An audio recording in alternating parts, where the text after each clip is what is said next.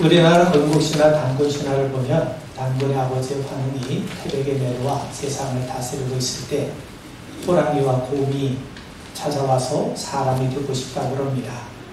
환웅은 호랑이와 곰에게 쑥과 마늘을 주면서 어두운 동굴에서 베개를 참고 견디면 사람이 될 수 있다고 얘기를 하죠. 그 말을 듣고 호랑이와 곰이 동굴 안으로 들어갑니다. 그런데 동굴에서 쑥과 마늘을 먹는 것도 하루 이틀이지 성질이 급한 호랑이는 참지 못하고 동굴 밖으로 뛰쳐나오게 되죠. 반면 곰은 우직하게 쑥과 마늘을 먹으면서 동굴에서 베개를 견디며 마침내 여자가 되었다고 하지 않습니까? 그렇게 사람이 된 웅녀와 환웅 사이에 태어난 사람이 단군이라는 겁니다. 힘을 상징하는 호랑이보다 인내와 오래 참음으로 견딘 곰이 승리했다는 거죠. 그만큼 우리나라는 건국 신화의 이러한 덕목을 소개하는 것만큼 인내를 최고의 덕목 가운데 하나로 삼았다는 것 아니겠습니까? 유대인들이 자녀들에게 가르치는 세 가지 덕목이 있습니다. 첫째, 그들은 군인들의 복종을 가르쳐 줍니다. 군인의 가장 큰 덕목은 상관의 명령에 복종하는 것 아니겠습니까? 군인은 계급사회라 상관의 명령에 복종하는 것을 미덕으로 여깁니다. 그래야 위급한 전시에서 승리할 수 있지 않겠습니까? 군인들이 명령에 복종하는 모습을 가르침으로 유대인들은 하나님 말씀에 순종하는 덕목을 자녀들에게 가르쳤던 겁니다. 두 번째는 운동선수의 훈련에 대해서 가르칩니다. 운동 실력이 저절로 향상되는 경우는 없습니다. 꾸준한 훈련을 통해 실력이 향상되는 것 아닙니까? 하나님의 백성도 마찬가지입니다. 말씀 훈련, 기도 훈련, 경건 훈련을 통해 신앙의 성장과 성숙을 이루게 됩니다. 그래서 유대인들은 훈련의 중요성을 자녀들에게 가르쳤던 겁니다. 그리고 세 번째 가르치는 것이 농부의 인내에 대해서 가르칩니다. 씨앗을 뿌리고 다음날 열매를 거둘 수 있는 게 아니지 않습니까? 씨를 뿌린 농부에게 요구되는 건 인내입니다. 농부는 열매가 맺을 것을 기대하며 참고 기다리는 가운데 수확하게 되는 거죠. 우리도 마찬가지입니다. 하나님의 시간과 우리의 시간이 다를 수 있습니다.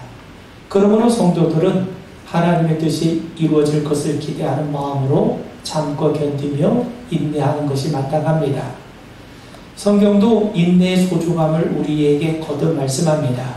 여러분, 우리가 믿는 하나님은 어떤 하나님이십니까? 인내하신 하나님, 오래 참으시는 하나님이십니다. 초대교회 당시 하나님의 종말이 더디다고 조롱하는 무리들이 있었습니다. 예수님이 승천하신 후 곧 다시 오신다고 하셨는데 예수님의 재림이 더뎌졌던 겁니다. 그러자 사람들은 예수님이 언제 오시는지, 정말 오시는 것이 맞는지 분분하면서 예수님의 재림을 기다리는 사람들을 오히려 조롱하는 무리들이 생겼습니다. 예수님이 과연 오시겠는가? 하나님의 종말이 과연 이루어지겠는가? 그들은 비아냥거렸던 거죠. 그런 무리들에 대해서 베드로가 말씀합니다. 주의 약속은 어떤 이들이 더디다고 생각하는 것 같이 더딘 것이 아니라 오직 주께서는 너희를 대하여 오래 참으사 아무도 멸망하지 아니하고 다 회개하게 이르기를 원하시느니라. 주님의 약속은 반드시 이루어진다는 겁니다. 예수님은 반드시 재림하십니다. 하나님의 종말은 반드시 온다는 거죠. 그런데 왜 예수님이 더디 오십니까? 왜 하나님의 종말이 바로 이루어지지 않고 있습니까? 왜 지체가 되고 있습니까? 그것은 하나님께서 한 사람이라도 더 회개하고 구원하시기 위함이라는 것입니다. 만약 예수님이 지금 당장 재림하시면, 지금 당장 하나님의 종말이 임하게 되면 과연 구원받을 만한 사람이 몇이나 되겠습니까? 그래서 하나님은 한 영혼이라도 더 구원받게 하시기 위해서 지금도 인내하고 계십니다. 참고 견디고 계시다는 겁니다. 여러분, 구약에서 다윗은 우리에게 이렇게 말씀합니다. 이렇게 고백합니다. 여호와는 긍휼이 많으시고 은혜로우시며 노하기를 더디하시고 인자하심이 풍부하시도다. 하나님은 긍휼이 많으신 분, 은혜로우신 분, 노하기를 더디하신 분, 오래 참으시고 인내하신 분이라는 거예요. 그렇다면 하나님께서 그런 분이시라면 하나님의 백성된 우리들, 하나님의 자녀된 우리 역시 아버지를 본받아 인내할 줄 알아야 되지 않겠습니까? 오늘 야고보 사도는 인내하는 신앙을 위해서 세 가지를 권면합니다. 실제로 보면 주의 강림하실 때까지 길이 참으라는 거죠. 9절에 보면 서로 원망하지 말라는 겁니다. 그리고 10절에 보면 선지자들을 오래 참음의 본으로 삼을 것을 우리에게 당부합니다. 여러분 7절과 8절을 제가 다시 한번 읽어보면 그러므로 형제들아 주께서 강림하시기까지 길이 참으라. 보라 농부가 땅에서 나는 귀한 열매를 바라고 길이 참아 이른 비와 늦은 비를 기다리나니 너희도 길이 참고 마음을 굳건하게 하라. 주의 강림이 가까우니라. 주님이 강림하실 때까지 길이 참으라는 거죠. 그건 결국 뭘 의미하겠습니까? 인내는 어떤 특정한 순간에만 필요한 것이 아니라 성도들의 전 삶에 걸쳐서 요구되는 신앙의 덕목이라는 겁니다. 언제까지 우리가 인내합니까? 주님이 재림하실 때까지. 달리 말하면 우리가 하나님 앞에 서는 그 순간까지 참고 견디며 인내할 것을 우리에게 당부합니다. 야고보 사도는 농부의 인내를 예로 들어서 우리에게 설명해 주는데, 여러분 이스라엘 지역에서 농사를 짓기 위해서 농부는 두 종류의 비를 기다립니다. 바로 이른 비와 늦은 비죠. 이스라엘 지역은 10월경에 이른 비가 내립니다. 이때 씨를 뿌려요. 이른 비가 내려야 굳어졌던 땅이 무르게 되면서 경작과 파종이 가능해집니다. 반면 곡식이 자라서 추수가 시작되는 4월경에는 늦은 비가 내립니다. 이처럼 이른 비와 늦은 비가 있어야 농사를 지을 수 있습니다. 그런 의미에서 이스라엘 농부들은 바로 이른 비와 늦은 비를 기다리며 참고 인내합니다. 여러분, 그들이 이른 비와 늦은 비를 참고 기다리는 것은 결국 이 비로 인해서 풍성한 열매를 수확할 수 있기 때문 아니겠습니까? 여러분, 우리도 마찬가지입니다. 우리가 참고 견디고 인내할 수 있는 것은 소망이 확실하기 때문에 그렇습니다. 예수님이 반드시 재림하십니다. 하나님의 종말이 반드시 우리에게 임합니다. 우리는 곧 하나님 앞에 서게 될 겁니다. 또 우리를 위해서 천국이 예비되어 있습니다. 이 소망이 분명하고 확실하기 때문에 우리는 참고 견디며 인내하며 우리의 믿음을 지켜나가게 되는 것 아니겠습니까? 제가 강화에서 목회할 때 우리 큰아이가 EBS가 주관한 어떤 경품 행사에 응모하기 위해서 엽서를 기록하고 보내려고 합니다. 근데 시골이었기 때문에 우편함을 이용하려면 차를 타고 면소재재 있는 우체국에 직접 가야 돼요. 그래서 내가 대신 응모해 주겠다며 엽서를 받았는데 이거 될까 하는 마음에 그냥 쓰레기통에 버리고 말았습니다. 며칠이 지나서 경품 당첨자를 발표하는데 아이는 혹시나 하는 기대감을 가지고 TV를 뚫어지게 쳐다보고 있어요. 그런 모습을 보니까 차마 엽서를 버렸다는 말을 할 수가 없었던 겁니다. 여러분, 경품에 응모한 사람과 응모하지 않은 사람이 같은 기대감을 가질 수 있습니까? 그렇지 않죠. 응모한 사람만이 만에 하나라도 당첨된 확률을 기대해 볼 수 있지만 아예 응모하지 않은 사람은 그런 기대감도 가질 수 없는 것 아닙니까? 그런데 여러분, 우리가 천국에 대해서는, 우리 주님의 강림에 대해서는 우리가 확실한 기대감을 가져도 좋습니다. 왜냐하면 예수님께서 친히 우리에게 약속하신 것이고, 그뿐만 아니라 예수님이 친히 우리를 위해서 거처를 예비하시겠다고 분명하게 말씀하셨기 때문에 그렇습니다. 여러분, 야고보 사도는 주님께서 강림하실 때까지 길이 참으라고 우리에게 권면해요. 우린 그리스도인으로서 길이 참고 견디며 인내하되 우리 주님께서 다시 오시는 그날까지, 좀 더 구체적으로 말씀을 드리면 우리가 주님 앞에 서게 되는 그 순간까지 우리는 믿음을 붙들고 참고 견디며 인내해야 마땅합니다. 우리가 참고 인내하는 것은요, 그저 아무 기약도 없이 견디라는 게 아닙니다. 그저 만에 하나라는 일말의 기대감을 갖고 견디라는 말이 아닙니다. 이스라엘 농부는 때가 되면 이른 비 늦은 비가 내림을 알고 있기 때문에, 또 그 비가 내리면 풍성한 열매를 맺을 수 있음을 알고 있기 때문에 그들은 참고 견디며 인내한 것 아니겠습니까? 우리도 마찬가지입니다. 우리도 주님 앞에 서는 날이 있음을 우리가 분명하게 믿고 소망하기 때문에 우린 인내하는 겁니다. 마태복음 24장에 보면 예수님 말씀하시기를 인자가 반드시 오리라고 약속하세요. 노아 시대 하나님은 노아를 통해 세상을 심판하신다고 경고하셨습니다. 그럼에도 어느 누구도 노아의 말을 듣지 않았습니다. 노아가 방주 만드는 모습은 어리석게 보였을 뿐만 아니라 홍수로 세상을 심판하신다는 말씀은 그저 어처구니 없는 말로 취급을 당했던 겁니다. 그래서 사람들은 먹고 마시고 장가들고 시집가는 것으로 상징이 되는 그저 세상적인 일에만 푹 빠져 있었던 겁니다. 그런데 노아의 말대로 홍수가 나지 않았습니까? 하나님의 말씀은 반드시 이루어집니다. 그러니 예수님이 다시 오신다고 하셨으니 그날까지 믿음을 지키기 위해 세상에 주는 유혹과 고난을 참고 견디며 인내하라고 오늘 성경은 우리에게 말씀하는 겁니다. 여러분 생각해 보세요. 홍수가 나지 않으면 방주 만든 일이야말로 세상에서 가장 어리석은 일이 되지 않겠습니까? 그런데 홍수는요, 노아의 행동이 가장 지혜로운 행동이었음을 우리에게 분명하게 드러내주고 있지 않습니까? 우리도 마찬가지입니다. 주님이 강림하신다고 우리에게 약속하셨으니 우린 그 날을 바라보고 그 기대를 가지고 인내하는 겁니다. 여러분, 초대교회 교인들이 가진 가장 큰 소망이 바로 예수님의 강림, 재림이었어요.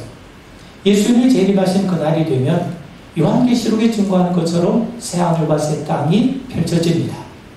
우리가 애지중지했던 모든 것이 다 도화지 구겨지듯 다 구겨지고 물거품처럼 사라지게 될 겁니다. 예수님이 오셔서 하시는 첫 번째 일이 뭡니까? 우리 눈에서 흘린 눈물을 닦아주시는 거예요. 우리가 참고 견디며 인내한 것을 주님이 아십니다. 그래서 위로해 주십니다. 억울한 일을 갚아주십니다. 우리를 존귀하게 세워주십니다. 그래서 눈물과 근심은 사라지고 고통과 슬픔이 사라지면서 모든 죽음의 세력이 끝장나면서 진정한 하나님의 나라가 이루어진 것 아닙니까? 초대교회 성도들은 이러한 소망으로 세상에 주는 유혹과 환난을 참고 견디며 끝까지 믿음으로 인내할 수 있었던 겁니다. 성도 여러분, 오늘 우리에게 필요한 한 거는요, 기다리는 훈련일지도 모릅니다. 조급한 시대가 됐어요. 속도가 힘이 되는 시대가 되었습니다. 그러다 보니 사람들이 느긋하게 기다릴 줄 모릅니다.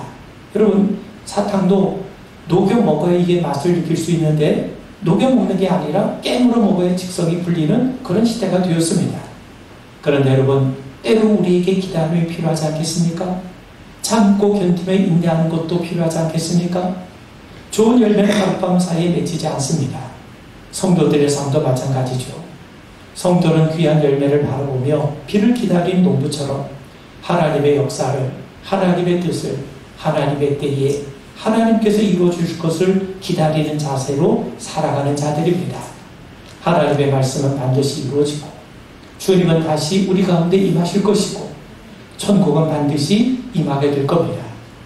그러나 그렇다고 해서 어느 누구도 예수님의 재림을 재촉할 수 없는 것 아닙니까?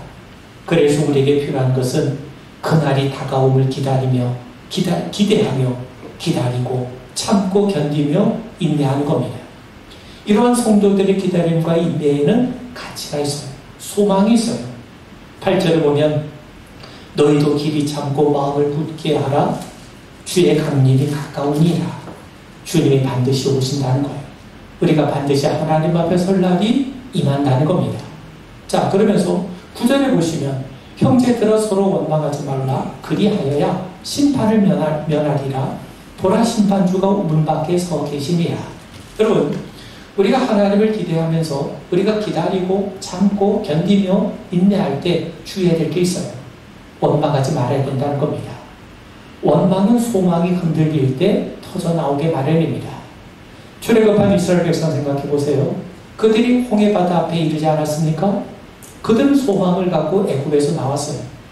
종살에서 벗어난 것도 참으로 놀라운데 자기들 위해서 가나안 땅에 예비되었다는 사실은 얼마나 놀랍고 흥분되는 사실이겠습니까?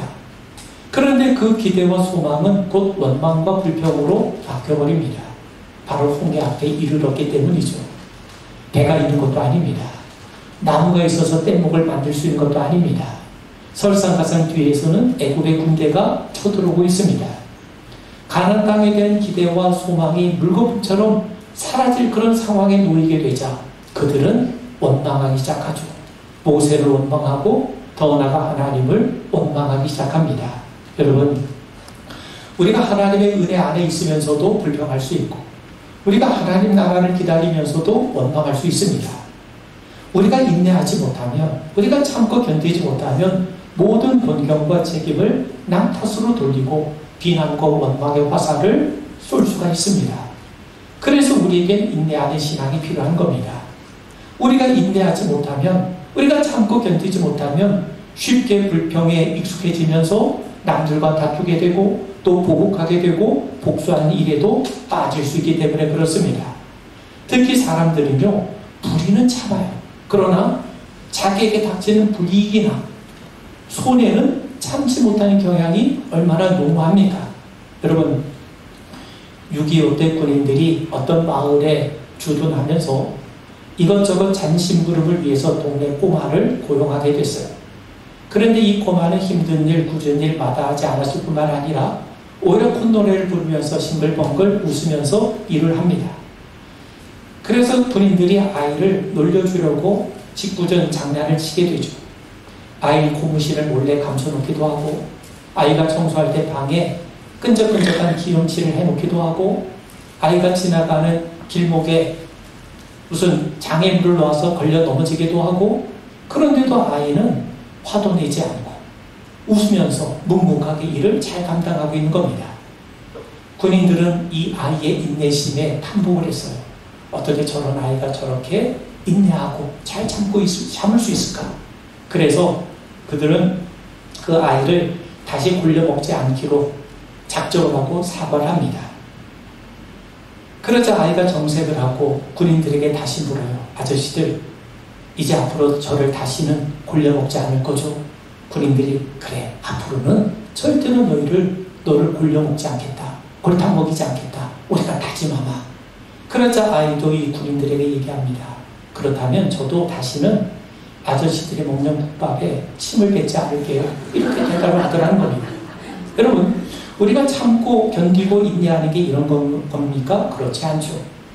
겉으로 웃으면서 잘 참는 것 같은데 실제로 누군가에게 남몰래 터뜨리며 살고 있지는 않습니까? 가슴에 쌓인 분노와 원망을 국밥에 침을 뱉어서라도 풀고야만 하는 그런 인내심을 갖고 있는 것은 아닙니까? 그런 모습은 성도의 마땅한 자세가 될 수가 없는 거죠.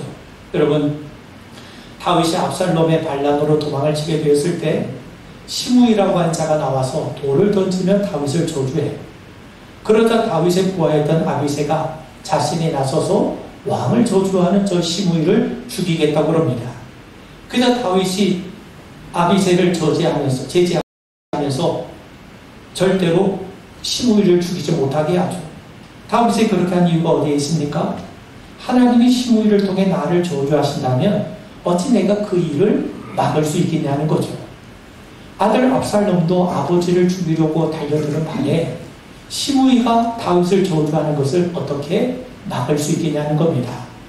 만약 하나님께서 시므이를 통해서 다윗의 어리석음을 깨우치려고 하신 일이라면 어찌 그 일을 더 막을 수 있겠느냐는 거죠. 자, 그런데 얼마 지나지 않아 다윗이 반란을 제압하고 다시 예루살렘으로 돌아올 때 이번에는 시므이가 나서서 자기의 잘못을 회개하고 다윗을 칭송하면서 다윗을 왕으로 영접합니다. 그러다 그때에도 아비새가 다윗을 모욕한 이 시므이를 자기가 죽이는 게 마땅하다며 나서려고 합니다. 다윗을 비난할 때는 어찌고 이제는 상황이 바뀌었다고 다윗에게 하청하는 그 모습을 감내할 수 없었던 거죠. 그러다 이번에도 다윗은 시므이를 살려줍니다. 다윗은 하나님에 대해서 아주 예민한 지각을 가진 사람이었어요. 이 모든 일이 하나님의 주권하에서 이루어지고 있음을 알고 있었던 겁니다. 그래서 그는 누군가에게 불평하거나 원망하는 대신에 자기는 하나님의 뜻에 순종하기로 작정을 해요. 이것이 인내하는 신앙입니다. 다윗은 왕이기 때문에 얼마든지 사람을 동원할 수 있고 이 시므이를 제거할 수 있었죠. 그러나 그는 그렇게 하지 않았습니다.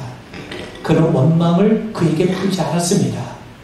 주님께서 요구하신 인내는 우리 가슴에 원망을 쌓거나 터뜨리는 게 아닙니다. 하나님 앞에 순종하는 자세로 하나님께 모든 걸 맡기는 심정으로 우리 가슴 안에서 하나님의 은혜로 우리의 원망과 불평을 녹여낸 것 아니겠습니까? 여러분, 우리는 때로 참지 못하고 남을 원망하고 퍼붓고 싶은 마음이 들 때가 있어요. 내가 특히 어려움을 겪고 있으면 괜히 누군가에게 책임을 떠넘기고 원망하고 싶은 마음이 들지 않습니까? 누군가를 비난하고 이 공경의 책임이 다른 사람에게 있다고 여기고 싶어요. 그런데 그런 상태에서 남을 원망하는 건 인내하는 신앙이 아닙니다. 하나님이 바라신 모습이 아니죠. 오히려 사단에게 빌미를 제공해 줄 뿐 아니겠습니까? 주님이 원하신 건 원망하지 말고 소망 중에 참고 견디며 주님의 때가 있음을 기다린 것이 참고 견디며 기다린 겁니다. 그럴 때 주님께서는 반드시 우리의 인내에 좋은 열매를 맺게 해주십니다. 그것을 분명히 우리에게 약속해 주신 것을 우리가 기억하고 참고 견디며 인내해 나가는 우리 모두가 되길 바랍니다. 마지막으로 10절에 보면 형제들아 주의 이름으로 말한 선지자들을 고난과 오래 참음의 본으로 삼으라. 인내하는 신앙의 절정은 고난 속에서도 끝까지 견디는 겁니다. 여기 보면 고난과 오래 참음의 본으로 삼으라는 말은 고난 속에서 오래 참으라 이렇게 번역하는 것이 자연스럽습니다. 고난을 마주 보면서 참으라는 거죠. 여러분, 우리가 인내한다는 건 본질적으로 고난 속에서 이루어진 경우가 많아요. 고난이 없는데 인내하라는 게 성립될 수 있겠습니까? 내가 편안히 쉬고 놀면서 인내한다고 말할 수 있겠습니까? 그런 의미에서 인내라는 말 속에는 고난이 전제되어 있어요. 고난 속에서도 끝까지 견디며 인내함으로 이기라는 거죠. 여러분, 당시 초대교회 성도들은 예수 믿는다는 이유 때문에 이리저리 뿔뿔이 흩어져 나그네처럼 살 수밖에 없었습니다. 뿐만 아니라 신앙적으로 핍박을 받았고 물질적으로도 어려움을 겪고 있던 그런 상황이었어요. 야고보 사도는 그런 성도들에게 하나님께서 우리를 위해 좋은 것을 예비해 주셨음을 소망하면서 그때까지 잘 참고 견디며 인내할 것을 우리에게 권면하고 있는 겁니다. 여러분, 야고보 사도는 앞선 믿음의 선배들 역시 고난 속에서도 끝까지 참고 견디고 인내했음을 제시해주고 있어요. 야고보가 제시한 모델은 모든 선지자들과 욥이었습니다. 여러분, 먼저 우리가 선지자를 살펴보면 선지자들 가운데 고난을 겪지 않았던 선지자가 거의 없습니다. 여러분, 에스겔 24장에 보면 선지자 에스겔의 아내가 죽어요. 그런데 하나님은 그 아내의 죽음 앞에서 선지자에게 절대로 눈물을 흘리지 말고 슬퍼하지도 말고 그저 조용히 탄식만 하라고 말씀합니다. 여러분, 어떻게 그렇게 할 수 있습니까? 그런데 하나님께서 그렇게 하신 이유는 장차 이스라엘 백성들에게 멸망할 날이 이를 텐데 그들이 바벨론에 의해서 멸망하게 될 텐데 바벨론에게 포로로 끌려가게 될 텐데 그날엔 그들이 울 수도 없고 슬퍼할 수도 없고 단지 탄식만 하게 되리라는 것을 미리 보여주시기 위함이라는 겁니다. 여러분 생각해 보세요. 바벨론이 와서 유다 백성들을 포로로 끌려가는데 그들이 형제가 죽었다고 부모가 죽었다고 울고 슬퍼하는 걸 그들이 용납합니까? 그러지 못하죠. 그저 탄식밖에 할 수밖에 없는 그 일이 일어날 것을 하나님은 선지자를 통해 보여주신 거예요. 그래서 이것을 위해 에스겔의 아내는 죽어야 했고 에스겔은 그 죽음 앞에서 울 수도 없는 그런 고통을 당했던 겁니다. 엘리야 잘 아시죠? 그가 기도했을 때 하늘에서 불이 내렸습니다.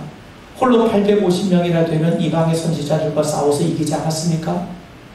또 3년 6개월 동안 내리지 않던 비를 내리게 할 정도로 그는 정말 하나님 앞에 뜨겁게 기도한 사람이었습니다. 그런데 당시 왕비였던 이세벨이 엘리야를 죽이려고 해요. 그녀가 얼마나 무서웠던지 이 엘리야는 최남단 이 브엘세바까지 도망을 쳐요. 오죽 절망스러웠으면 로뎀나무에 누워 하나님 앞에 자신을 빨리 데려가달라고 자신을 아예 죽게 해달라고 때를 썼겠습니까? 히브리서 11장에 보면 모든 선지자들이 돌에 맞아 죽었고 칼에 찔려 죽었고 톱으로 켬을 당하는 온갖 종류의 학대와 고난을 받았다고 성경은 말씀합니다. 그럼에도 그들은 고난의 세력에 굴복하지 않고 믿음으로 승리했다는 거예요. 그들을 본받아서 끝까지 잘 참고 견디며 인내하라는 거죠. 여러분, 어떻게 우리가 인내할 수 있습니까? 우리 의지로 할 수 있습니까? 그럴 수 없어요. 성령께서 도우십니다. 여러분, 우리가 성령의 다스림을 받고 성령의 인도를 받고 성령을 의지하면 됩니다. 성령의 열매 가운데 하나가 오래 참음이에요.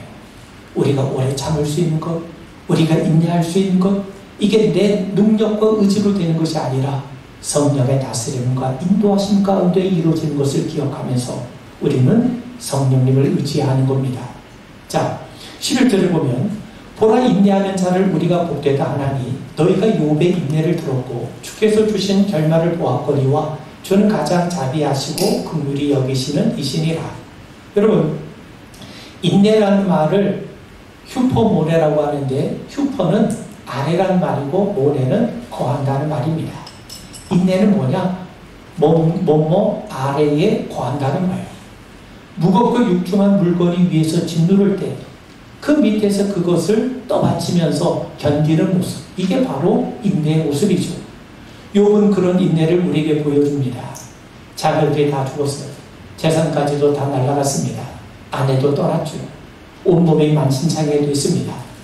견딜 수 없는 고통의 무게가 그를 짓누를 때 그는 오직 하나님만을 바라보게 됩니다.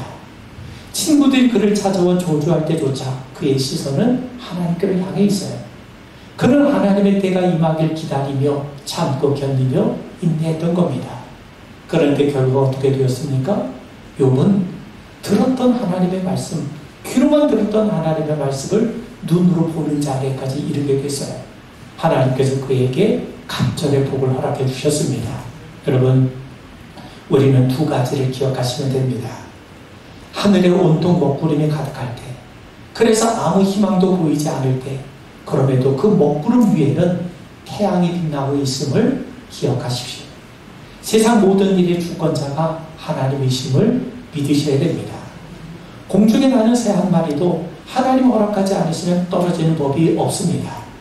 내게 뜻하지 않은 고난이 찾아오고 문제가 있더라도 이 모든 것이 다 하나님 손 안에 있음을 믿으셔야 됩니다. 구름 위에 태양이 빛나고 있음을 아는 것처럼 힘들고 어려울 때일수록 내가 겪고 있는 문제보다 더 크신 하나님을 바라보시고 그 하나님의 주권의 세상이 이루어져 가고 있음을 믿으셔야 됩니다. 예수님은 말씀하시죠. 하나님은 만유보다 크신 분이라는 거예요.